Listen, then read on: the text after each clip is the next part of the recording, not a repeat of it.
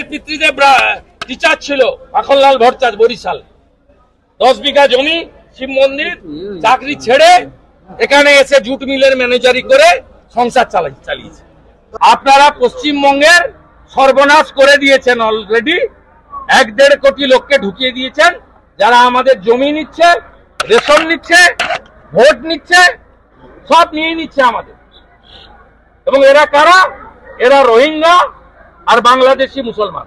আর বাংলাদেশের যে হিন্দুরা হিন্দুস্থানে এসেছে শুধুমাত্র ধর্মীয় কারণে, তার মধ্যে আমার মা আছে, 60 সালে এসেছে শুধু হিন্দু বলে। আমার মায়ের পিতৃদেব টিচার ছিল মাখনলাল ভট্টাচার্য বরিশাল। 10 বিঘা জমি, শিব মন্দির, চাকরি ছেড়ে এখানে এসে জুট মিলের ম্যানেজারি করে সংসার চালিয়েছে।